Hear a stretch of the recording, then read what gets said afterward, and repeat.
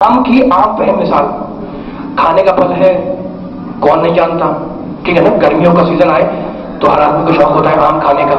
अब फर्ज करें कि आप आम खा रहे थे, जब आपने आम खा लिया तो मैं दूर से खड़ा हुआ देख रहा था कि आप आम खा रहे हैं।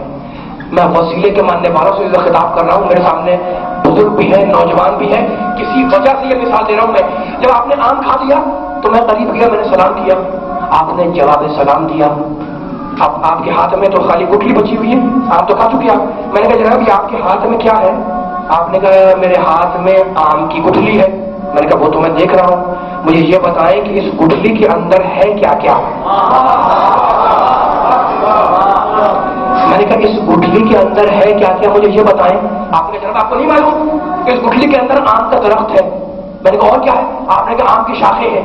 मैंने कहा और क्या है? आपने कहा इस गुठली के अंदर आम का पौधा है, आम के फल है, आम के फूल है, और न मालूम कितने आम के बागात इस गुठली के अंदर मौजूद है। मैंने कहा और क्या है? आपने कहा धागों की तरह फैली हुई आम की जड़ें इस गुठली के अंदर मौजूद है। मैंने कहा और बताएं।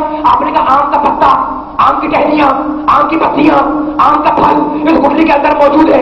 आप जवाब देते गए, मैं पूछता गया इसमें क्या है? आपने कहा ये। इसमें क्या है? आपने कहा ये। इसमें क्या है? आपने कहा ये। तो मैंने कहा जनाब क्या क्या है इसके अंदर? आपने कहा हजारों सैकड़ों आम के बागात इस गुठली के अंदर मौजूद है। तो फैसला हो गया कि गुठली है एक, और उस एक गुठली के अंदर आम के हजारों बागात मौजूद है। तो वो अल्लाह जो एक गुठली में आम के हजारों बागात को जमा कर सकता है, क्या एक नुक्ते में पूरा कुरान नहीं समेट सकता?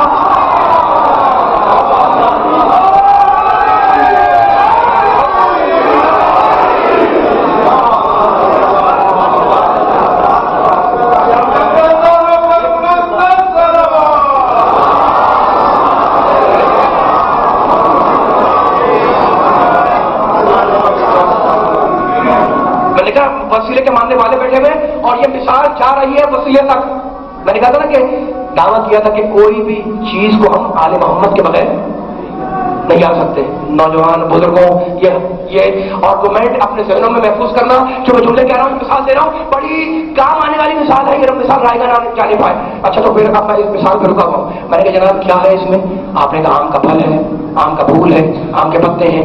जब मैंने सारा इकरार करवा लिया आपसे कि जनाब इसमें ये है, ये है, ये है, ये है, ये है, तो मैंने कहा जनाब क्या वो चीजें आपको जो आप बोल रहे हैं कि इसमें ये है, ये है, ये है, ये सब चीजें आपको नजर आ रही हैं? नजर तो नहीं आ रही ना।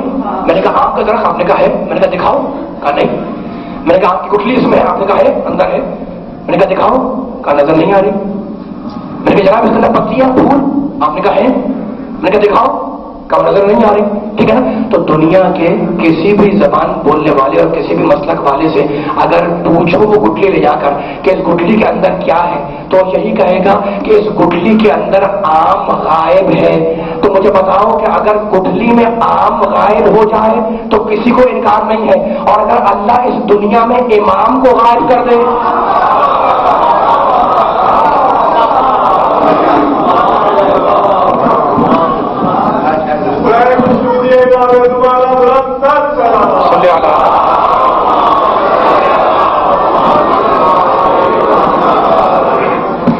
गुठली में अगर आम गायब हो जाए किसी को इतराज नहीं, सब इकरार कर रहे हैं हाँ ये है, ये है, ये है, ये है, ये है, और वही अल्लाह अपनी कुदरत से इस दुनिया में मेरे इमाम को गायब कर दे तो कोई नहीं मानता, ठीक है ना। तो अब मैं एक जुमला कहने लगा हूं मैं जनाब आपने बड़ा दावा किया है कि इस गुठली के अंदर आम है, शाखें, पौधे, दरख्त, फूल है, पत्ते, टहनियां हैं, धागों की तरह फैली हुई आम की जड़ें। आपने कहा मैं कह रहा हूं। मैंने कहा नजर आ रही है? कहा नजर तो नहीं आ रही। अच्छा तो आजकल बड़ा मॉडर्न दौर है, साइंस का दौर है, पीछे तक मेरे सामने सुनने वाले बैठे हुए हैं, दाएं बाएं नौजवान बैठे हुए हैं, इसमें बहुत से बॉटनी से ताल्लुक रखने वाले भी होंगे, साइंस पढ़ने वाले भी होंगे।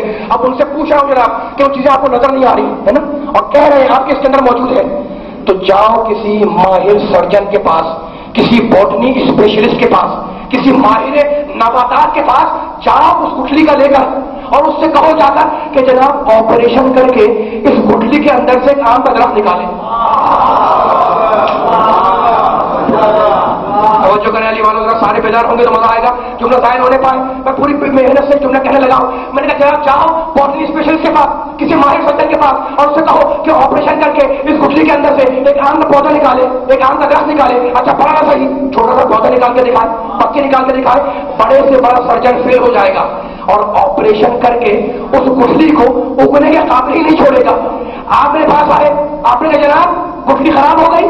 میں نے کہا آپ تو کہہ رہے تھے کہ اس کے اندر آم کا درخت ہے، شاخیں ہیں، بڑے دعوے تھے، اور اب آپ کہہ رہے ہیں کہ گٹھلی خراب ہو گئی۔ آپ نے کہا خراب ہو گئی۔ میں نے کہا گھبرانے کی بات نہیں ہے، اب دوسری گٹھلی لو اور اسے سرجن کے پاس نہ لے جانا، مٹی کے حوالے کرنا۔ چولی والوں سے بیٹھے سارے بدا ہو جائے، اسے مٹی کے حوالے۔ کتنے علی والے وہاں تک بیٹھے ہوئے ہیں، حجیہ کر رہا ہوں، کل انتقائی شان گفتگو ہوگی، پر دامن گفتگو کو سمیٹ کر یہ جملہ حجیہ کر رہا ہوں۔ میں نے کہا جناب وہ لے جاؤ گٹھلی، سرجن کے پاس نہیں، ماہر نباتات کے پاس نہیں، بوٹنی اسپیشلسٹ کے پاس نہیں۔ آپ نے کہاں لے جاؤں؟ میں نے کہا مٹی کے حوالے کرو۔ آپ نے جا کر وہ گٹھلی مٹی کے حوالے کی، پھر چند دنوں کے بعد آپ نے جا کر دیکھا کہ وہ گٹھلی ایک پودا بنی، اور رفتہ رفتہ وہ پودا ایک دن ایک تناور درخت بن گیا۔ میں نے پوچھا کہ جناب یہ کرشمہ کو کس نے دکھایا؟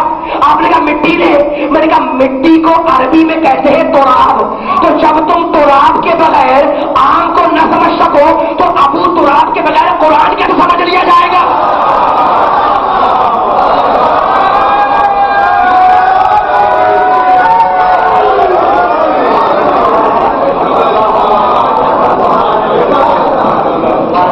بلند ترین سلوات بھیجیے محمد والے محمد۔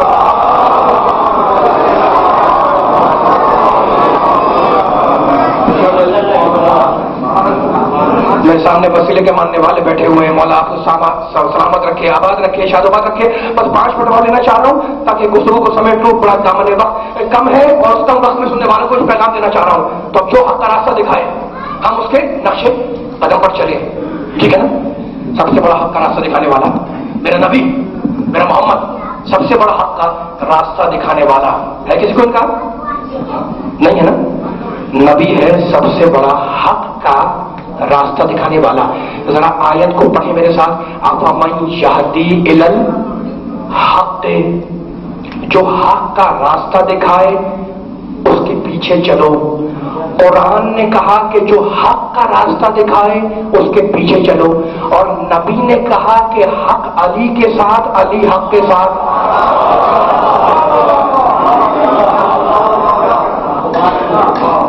قرآن نے کہا کہ جو حق کا راستہ دکھائے چلو اس کے پیچھے، نبی نے کہا کہ حق علی کے ساتھ، علی حق کے ساتھ۔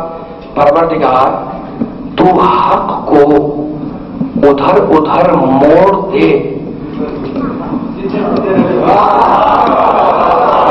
سلامت رکھے۔ اس لیے میں رک گیا تھا کہ علی کے چاہنے والے بیٹھے ہوئے ہیں، ان سے بہتر کون سمجھے گا اس حدیث کو، اس کے رموز کو، اس کے اسرار کو۔ اب ایک جملہ کہوں گا، حق علی کے ساتھ، علی حق کے ساتھ۔ یہ جملہ کہتے رسول نے، اور دعا کیا کی کہ علی کو ادھر موڑو جدھر حق موڑے، نہیں، حق کو ادھر موڑ جدھر علی مڑے، حق کو ادھر موڑ، ٹھیک ہے نا؟ اچھا تو آپ 2 جملے کہنا، حق علی کے ساتھ، علی حق کے ساتھ، اور اس کے بعد دعا کی کہ پروردگار حق کو ادھر موڑ جدھر علی مڑ رہا ہے، جدھر علی مڑ رہا ہے اس کے پیچھے پیچھے حق کو موڑ دے، ٹھیک ہے؟ اب یہ 2 جملے ذہن میں رہے آپ کے، میں فیصلہ کرنا چاہ رہا ہوں آپ سے۔ چلے ذرا 14 سال پیچھے رسول کے دور میں چلے، 14 صدی پیچھے چلے، عہد رسالت میں چلے، اور جا کر دیکھیں کتابوں کو کھنگال کر کہ جب میرا نبی مکی زندگی میں آیا، مدنی زندگی میں آیا، تو کیا کیریکٹر، کیا کردار تھا میرے نبی کا، کہ مسلمانوں کی بات نہیں کر رہا، جو رسول پر ایمان رکھتے ہیں ان کی بات نہیں کر رہا۔ یہودی نبی کو نبی نہیں مانتا، مانتا نہیں مانتا، مان لے تو مسلمان ہو جائے، ٹھیک ہے نا؟ اچھا میں نے جو حدیث بیان کی آپ کے سامنے کہ حق علی کے ساتھ، علی حق کے ساتھ، یہ آپ نے بینرز پہ لکھا بھی دیکھا ہوگا، کتابوں میں پڑھا بھی ہوگا۔ فرض کریں میں یہاں لکھ دوں کہ حق علی کے ساتھ، علی حق کے ساتھ، اور یہاں دعا لکھ دوں نبی کی کہ پروردگار حق کو ادھر موڑ جہاں جہاں علی جائے، اور سننے والوں سے پوچھ لوں جو بیٹھے ہوئے میرے نیچے تک پیچھے تک جان پائے کہ جناب یہ کیا لکھا ہوا ہے، تو سارا مجمع کہے گا جناب یہ ہمارے نبی کا قول ہے کہ حق علی کے ساتھ، علی حق کے ساتھ۔ میں نے کہا بہت شکریہ آپ کا کہ آپ نے مسئلہ حل کر دیا۔ یہ کیا ہے نبی کا اور تھکنا نہیں علی والوں، پوری بیداری چاہ رہا ہوں سننے والوں کی تاریخ جملہ کی مجلس کا. میں نے کہا جناب یہ کیا ہے؟ آپ نے کہا یہ ہمارے نبی کا قول ہے. میں نے باہر والے سے پوچھا کہ جناب یہ کیا لکھا ہوا ہے؟ آپ نے کہا یہ ہمارے پیارے نبی کا قول ہے علی کے لیے. میں نے کہا جناب بہت شکریہ آپ کا، یہ ہو گیا نبی کا قول. اور یہاں میں نے دعا لکھ دی، ادھر موڑ حق کو جہاں علی ملے. میں نے کہا یہ کیا لکھا ہوا ہے؟ آپ نے کہا یہ ہمارے پیارے نبی کی دعا ہے علی کے حق میں. میں نے کہا بس آپ فیصلہ کریں، 1400 سال پیچھے چلیں، کیا کتابوں میں آپ نے نہیں پڑھا کہ یہودی نبی کو نبی نہیں مانتا لیکن قول کا سچا مانتا تھا؟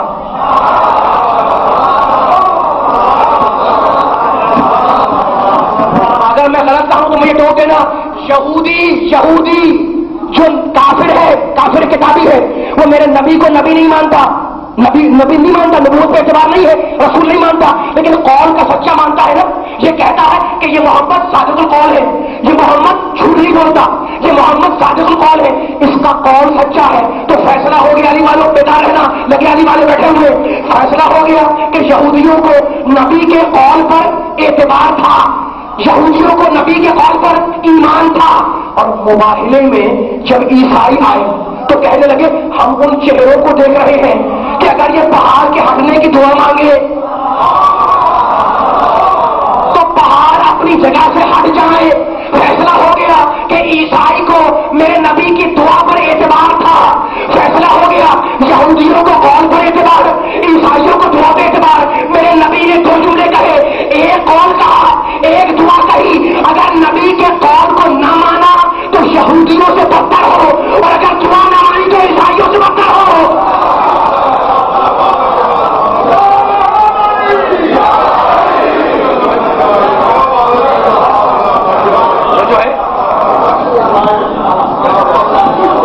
بلندی سے بات بھیجے محمد علی محمد پر مل کر.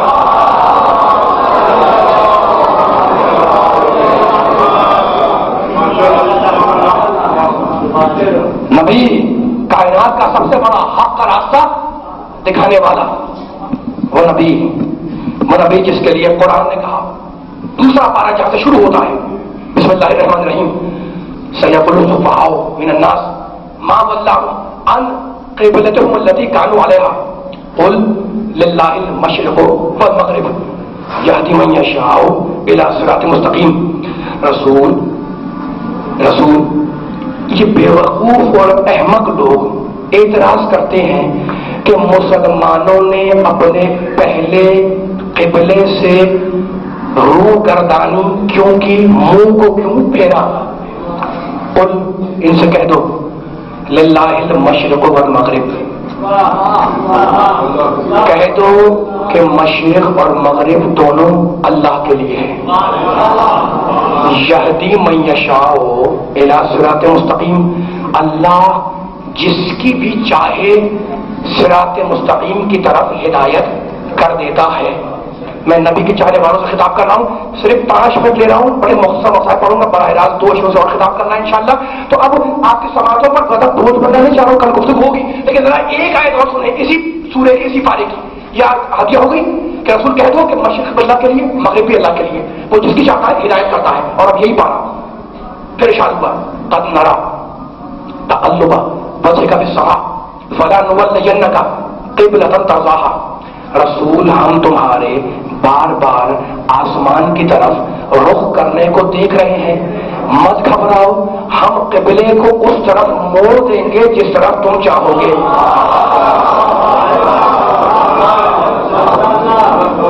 جتنے نبی کے چاہنے والے بیٹھے ہیں ذرا بیدار ہو جائیں، شامل ہو جائیں میرے جملوں کے اندر، تاکہ نبی کے چاہنے والوں کے سامنے اپنے نبی کی شان میں جملہ حاصل کرتا آگے بڑھ جاؤ. رسول فلا نولینک، میرے جملے نہیں ہے، قبلۃ ترضاها، ہم قبلے کو اس طرح موڑ دیں گے کہ تم راضی ہو جاؤ گے، تم نہال ہو جاؤ گے، مت گھبراؤ رسول. اور حکم آ گیا. اس کے بعد کا جملہ داستان میں قرآن پڑھ رہا ہوں، فولوا وجهک شطر المسجد الحرام وحیث ما کنتم فولوا وجوہکم شطرہ.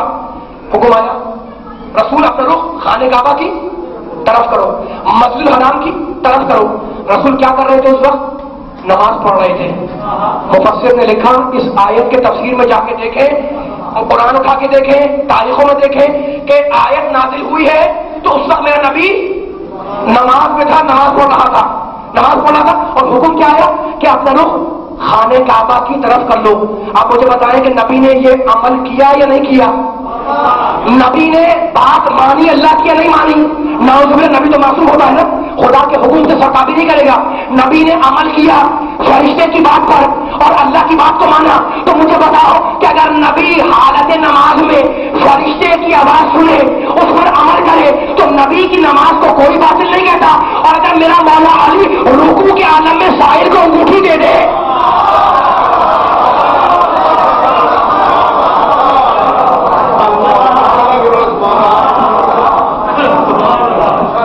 کی نماز کو کیوں اعتراض کرتے ہو؟ کہ اگر رسول کی نماز باطل نہیں تو علی کی نماز بھی باطل نہیں. رسول نماز میں ہے اور علی نے انگلی کا اشارہ کیا ہے، ٹھیک ہے نا؟ تو انگلی کی اشارہ کرنے سے نماز باطل کیسے ہو جائے گی؟ نہ نبی کی نماز باطل نہ علی کی نماز باطل. ٹھیک ہے، اب جملہ سننا، آیت وہیں پہ روک رہا ہوں جہاں پہ جملہ میں نے ختم کیا تھا. رسول اپنے رخ خانہ کعبہ کی طرف کرو. اب رسول نے رخ کیا خانہ کعبہ کی طرف، صحابہ کرام نے رخ کیا خانہ کعبہ کی طرف، اہل بیت نے رخ کیا خانہ کعبہ کی طرف. نہیں کیا میں سامنے والے تھکے لگ رہے ہیں. اگر سارے بولیں گے تو پیچھے والے بھی بیدار ہو جائیں گے. پہلی مجلس ہے، لطف لگے گا کہ تاکہ دیکھیں مجلس یہ حسین کی مجلس اور جو دوسری کلاسیں ہیں نا ان میں بڑا فرق ہے. Primary secondary M A B A M A P H D کرتے چلے جائیں آپ آگے، ان کلاسوں میں سارے بیٹھے ہوئے ہوتے ہیں اسٹوڈنٹ، طالب علم، اور لیکچرار ہو یا پروفیسر ہو یا ٹیچر ہو، وہ لیکچر دیتا ہے، سب خاموش ہو کر سن رہے ہوتے ہیں. حسین کی اس درسگاہ میں ذاکر بھی بولتا ہے، سامعین بھی بولتے ہیں. کیوں؟ اس لیے کہ ہم فقط خاموش کے ماننے والے تو ہیں نہیں.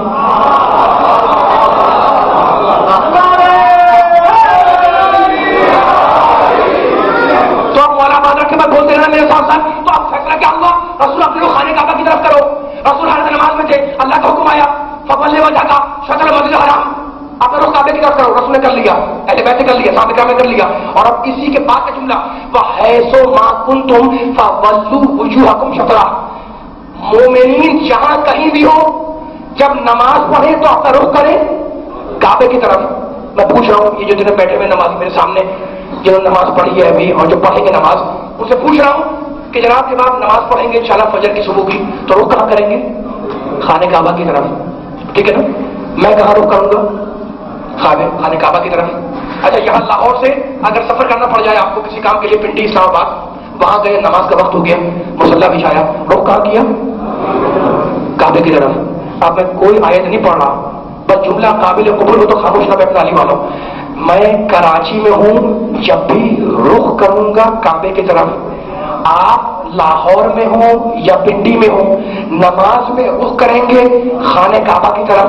اچھا چھوڑے آپ پاکستان کی بات، ایران گئے زیارتوں پر، عراق گئے زیارتوں پر، نماز کا وقت ہوا، مصلی بچھایا، اللہ اکبر، خانہ کعبہ کی طرف رخ کر لیا. عراق گئے، مصلی بچھایا، اللہ اکبر، خانہ کعبہ کی طرف رخ کر لیا. تو چاہے پاکستان والا ہو، چاہے ایران والا ہو، چاہے عراق والا ہو، جب نماز پڑھے گا تو رخ کرے گا خانہ کعبہ کی طرف.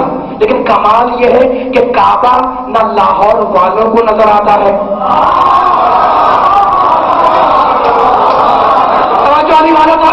کعبہ نہ کراچی والوں کو نظر آئے، کعبہ نہ ایران والوں کو نظر آئے، کعبہ نہ عراق میں نظر آئے، کعبہ نہ شام میں نظر آئے. لیکن ہر مسلمان، ہر کلمہ کو، ہر نمازی، ہر روزے دار، ہر حج کرنے والا جب نماز پڑھتا ہے تو کعبے کی طرف جو نظر نہیں آتا تو تمہاری سمجھ میں نہیں آتا کہ اگر بیت غائب ہو تو کوئی اعتراض نہیں کرتا، اور اگر اہل بیت فرض غیب میں چلا جائے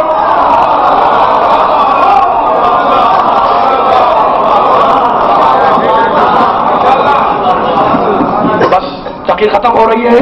آپ سے یاد لے میں نے صرف 5 منٹ رہ گئے. اگر بیت غائب ہو کسی کو اعتراض نہیں، اور اگر اہل بیت کی پردہ غیب میں چلی جائے تو یہ مگوئیاں کہ جناب غائب کیسے ہو گیا، کیوں غائب ہو گیا، کیسے غائب ہو گیا، کب غائب ہوا، تھا بھی کہ نہیں تھا، وجود ہے. انشاءاللہ گفتگو ہوگی امام زمانہ پر بھی اس اشرے کے اندر. لیکن آپ گفتگو کو سمیٹ رہا ہو تو آپ خانہ کعبہ حکم آیا کہ قبلے کو، خانہ کعبہ کو قبلہ بناؤ. اب رسول نے بنایا نہیں بنایا؟ بنایا نا. اچھا مجھے تاریخ میں ملا کہ یہ حکم جو آیا نا کہ خانہ کعبہ کو قبلہ بناؤ، یہ حکم آیا ہے سن 2 ہجری میں. یہ ذہن میں رکھیے گا، خانہ کعبہ قبلہ بنا ہے سن 2 ہجری میں. اب 2 ہجری میں جتنے مسلمان تھے وہ رسول کو ماننے والے ہیں، وہ سب نماز پڑھیں گے خانہ کعبہ کی طرف رخ کر کے. ٹھیک ہے نا؟ رسول، اہل بیت، صحابہ کرام، سب کی نماز خانہ کعبہ کی طرف. کب سے؟ 2 ہجری سے. اپنا فیصلہ آپ کے حوالے کرنا ہوں. کعبہ قبلہ بنا 2 ہجری میں عالمین کا، ٹھیک ہے نا، اور کعبے سے بت گرائے گئے سن 8 ہجری میں فتح مکہ میں. جب مکہ فتح ہوا ہے، فتح مکہ ہوئی ہے، اس وقت علی نے دوش رسول پہ چڑھ کر بتوں کو توڑا ہے نا. تو فتح مکہ ہوئی ہے 8 ہجری میں، رسول مدینے جا چکے تھے، وہاں سے پلٹے ہیں، فتح مکہ ہوئی ہے اور کعبے سے بت گرا دیے گئے. اور کعبہ قبلہ کب بنا؟ 2 ہجری میں، ٹھیک ہے نا. تو 2 ہجری سے لے کر 8 ہجری، تھکنا نہیں علی والا، بس آپ نے جملہ بھیجا رہنا. 2 ہجری سے لے کر 8 ہجری تک کی نمازیں رسول کی، صحابہ کی، اہل بیت کی اس کعبے کی طرف جس میں بت ہے. بت تو آ جا رہے ہیں نا. 8 ہجری میں مکہ فتح ہوئی ہے اور آپ نے سنا علماء سے کہ جناب وہاں پہ رسول نے چڑھایا علی کو اور علی نے بتوں کو توڑنا شروع کر دیا، ٹھیک ہے نا. 8 ہجری، تو 8 ہجری کے بعد کعبہ تھوڑی بنایا قبلہ، وہ تو پہلے بن چکا ہے 2 ہجری میں. جب بن چکا ہے تو اب بت رکھے ہوئے ہیں اور 8 ہجری میں بت گریں گے. تو 2 ہجری سے لے کر جو پیریڈ بنتا ہے 8 ہجری تک وہ نکالو تو کیا ملے گا نتیجہ؟ کہ رسول نے اس کعبے کی نماز پڑھی جس میں بت ہے، صحابہ نے نماز پڑھی جس میں بت ہے، اہل بیت نے نماز پڑھی جس میں بت ہے. اب ہے کوئی مفتی جو فتوا دے کہ نبی کی نماز باطل؟ بیدار ہونے والے پیدا کروانا پیدا ختم کر رہا ہوں. ہے کوئی مفتی جتنے بیٹھے دائیں بائیں سے پیدا ہو جائے؟ ہے کوئی مفتی جو فتوا دے کہ صحابہ کرام رضی اللہ عنہم اجمعین کی نماز باطل؟ ہے کوئی مفتی جو فتوا دے کہ اہل بیت کی نماز باطل ہو گئی؟ کوئی نہیں ہے نا. کوئی نبی کی نماز کو باطل نہیں کہے گا، صحابہ کی نماز کو باطل نہیں کہے گا، اہل بیت کی نماز کو باطل نہیں کہے گا. تو پھر اصول کیا بنا؟ اصول یہ بنا کہ کعبہ کعبہ رہا، بت بت رہے. میرے جملے تک پہنچنے والی والوں پہ کسی نجس شے کے رہنے سے نجس نجس رہے گا، پاک پاک رہے گا.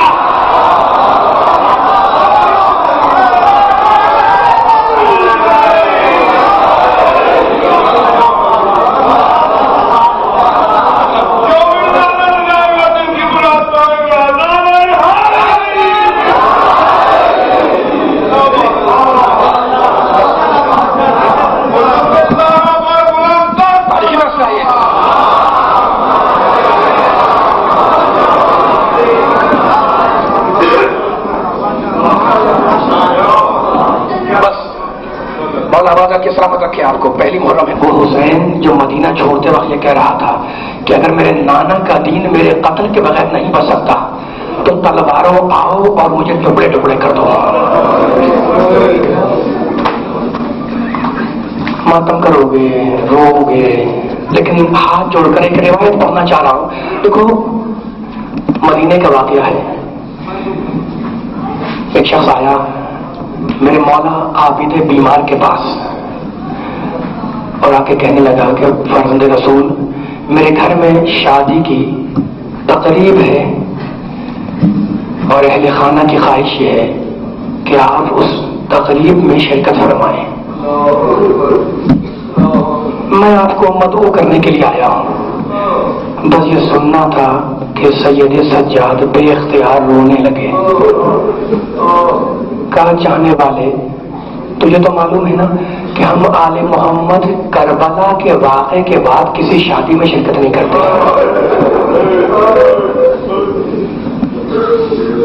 چلا گیا وہ شخص، چلا گیا. پھر آیا کہا فرزند رسول میرے اہل خانہ نے یہ طے کیا ہے کہ اگر امام تشریف نہیں لائیں گے تو شادی بھی نہیں ہوگی. بس آپ رو رہے ہیں، مطلب مسائل نہیں پڑھوں گا، خدا آپ کو سوائے غم حسین کے کوئی غم نہ دے. ایام پیدا شروع ہو گئے. اور دیکھو جملہ کہہ دوں، یہ وہ دن ہے جن کی یاد منانے کے لیے ہماری ماؤں نے ہمیں پیدا کیا ہے. رسول میرے اہل خانہ نے یہ طے کیا ہے کہ اگر آپ نہیں آئیں گے تو شادی میں نہیں ہوگی. کہا اچھا اگر تم نے مدعو کیا ہے تو میں آ جاؤں گا، میں ضرور آؤں گا، لیکن شادی سے پہلے میرے بابا کی مجلس منعقد کر دینا. شادی سے پہلے میرے بابا کی مجلس منعقد کر دینا. کہا فرض رسول منظور ہے، عقد بعد میں ہوگا، مجلس پہلے ہوگی. بس رونے والوں روایت ختم کر رہا ہوں. شادی کا دن آیا، مجلس منعقد ہوئی، امام تشریف لائے، صاحب خانہ نے بڑھ کر امام کا استقبال کیا، صدر مجلس میں لے جا کے بٹھلا دیا اور اپنے فرائض میں مشغول ہو گیا۔ جب کچھ دیر بعد نگاہ کی تو دیکھا کہ امام صدر مجلس میں موجود نہیں ہے۔ تشویش ہوئی کہ امام گئے تو کہاں گئے؟ جب تلاش کیا تو دیکھا کہ جہاں مجلس میں آنے والوں نے چوٹیاں اتاری ہیں اس مقام پہ میرا امام بیٹھا ہوا ہے۔ لڑکنے لگا، کہا فضل رسول آپ کہاں چلے گئے تھے؟ تو لوگ کہنے لگے کہ اے شخص تیری نگاہیں تو حاضرین کو دیکھ رہی ہیں اور میری نگاہ فاطمہ زہرا کو دیکھ رہی۔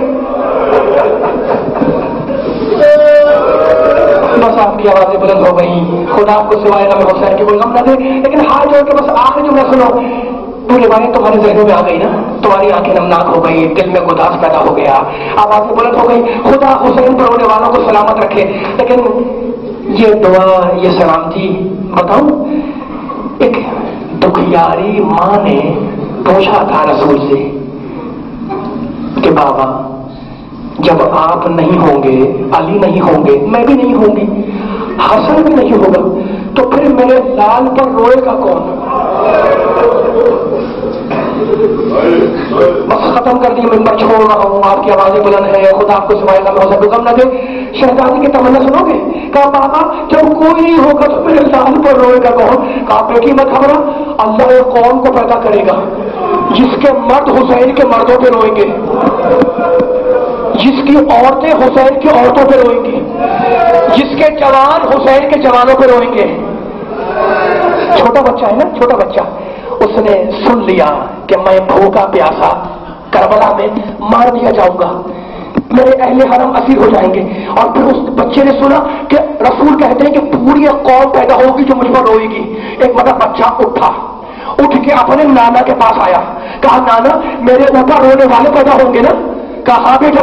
کہا نانا آپ میرے رونے والوں کو کیا انعام دیں گے؟ کہا بیٹے مت گھبرا، میں شافع محشر ہوں، سب سے پہلے تیرے رونے والوں کی شفاعت کروں گا۔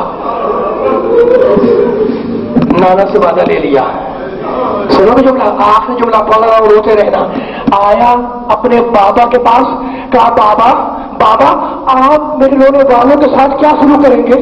کہا بیٹے مت گھبرا، میں ساقی کوثر ہوں، سب سے پہلے تیرے رونے والوں کو حوض کوثر سے سلام کراؤں گا۔ وعدہ لے لیا بابا سے۔ بچہ آیا بھیا حسن کے پاس، کہا بھیا حسن تم کیا دو گے؟ کہا میں جوانان جنت کا سردار ہوں، تیرے رونے والوں کی شفاعت کروں گا۔